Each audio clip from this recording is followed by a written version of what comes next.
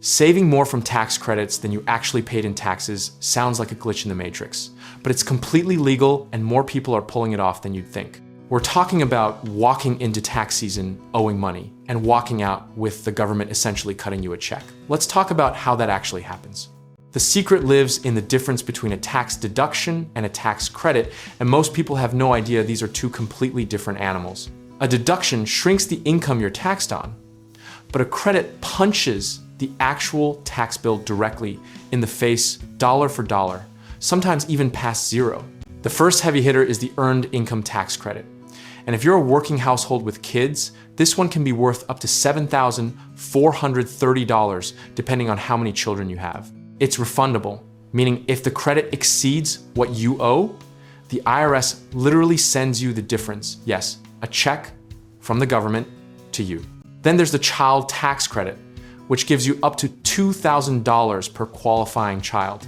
And up to $1,600 of that is refundable, even if you owe nothing. So if you have 3 kids and a modest income, you can see how the math starts stacking in your favor faster than a Vegas blackjack dealer. The American Opportunity Tax Credit is another one that flies under the radar for families with college students. We're talking up to $2,500 per student, with 40% of that refundable. That means $1,000 landing in your pocket, even if your tax liability is already at zero. The Child Independent Care Credit helps offset what you're spending on daycare, after-school programs, or even care for an aging parent while you work, and people chronically underestimate how quickly those costs qualify. Combine this with a flexible spending account through your employer, and you're double dipping in the most legal way imaginable. The premium tax credit is one people overlook entirely because it's attached to health insurance bought through the marketplace. But if your income falls between 100% and 400% of the federal poverty level, this credit can be substantial. And because it's advanceable, it can lower your monthly premiums throughout the year, not just at filing time. Here's where it gets almost satirical. The government also gives you credits for making your home more energy efficient, like installing solar panels, heat pumps, or better insulation through the Residential Clean Energy Credit and the Energy Efficient Home Improvement Credit. So you can literally renovate your house, reduce your carbon footprint, and shrink your tax bill all in one move. The historical irony here is that these credits were designed by Congress explicitly to redistribute wealth downward. Yet the people who benefit most from them often don't know they exist. Meanwhile, higher income earners have armies of accountants hunting deductions while middle income families leave thousands on the table every single April. The misconception that kills most people is thinking credits are only for the very poor or the very wealthy, when in reality, many of these phase out gradually across middle income ranges, meaning you might qualify for a partial credit and not even realize it. Running your numbers through a qualified tax professional or even a reputable software program could reveal money you've been silently giving away for years.